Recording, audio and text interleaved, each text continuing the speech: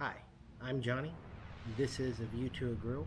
These are St. Louis style pork ribs done low and slow on the Weber kettle. Let's get started.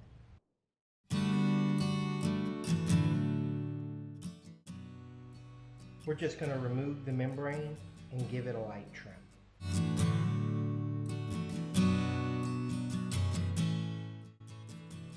We're just going to use my SPG plus onion powder mix for the seasoning. No binder.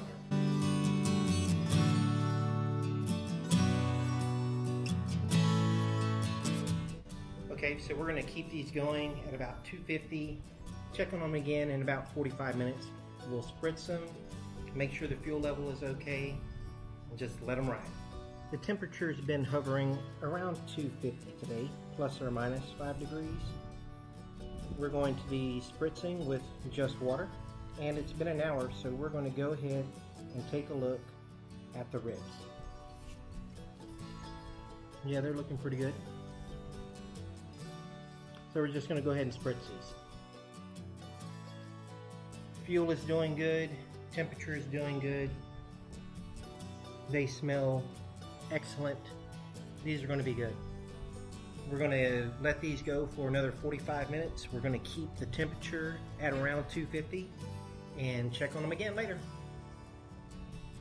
So the temperature dropped a little bit. It's about 235.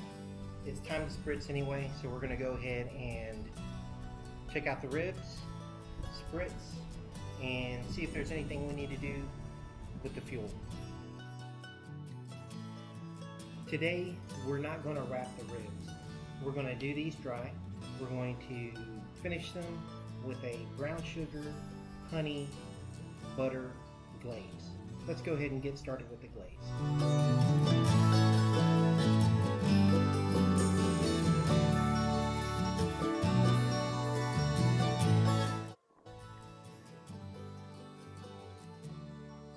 That was 1 stick of butter, 1/4 cup of brown sugar, and a 1/4 cup of honey. I added a pinch of salt just to bring out all the flavors a little bit.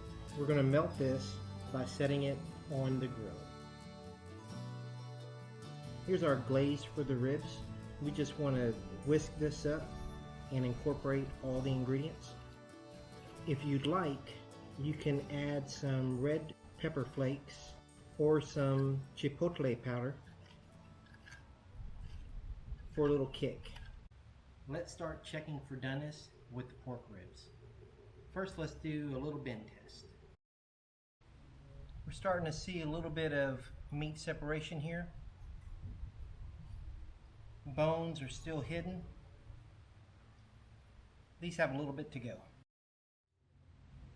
Let's go ahead and check these pork ribs for tenderness. Feels pretty tender. Going through the meat very nicely. We're going to go ahead and glaze these ribs. We don't need the thermometer anymore. Here's that glaze that we made earlier. Now I like to do this a couple of times.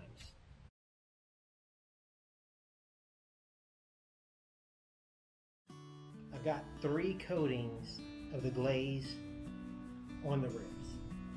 About 5 minutes from now, I'm going to go ahead, once that last coating sets, it'll be time to see how they look and to taste. Alright, it's time to go ahead and take the ribs off, see what they look like.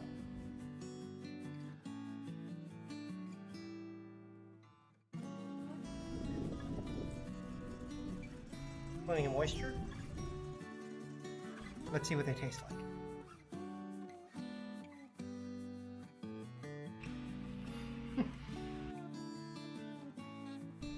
Needless to say, that passes the taste test. Thank you for coming to A View to a Grill. Thank you for liking and subscribing. I'll see you next time.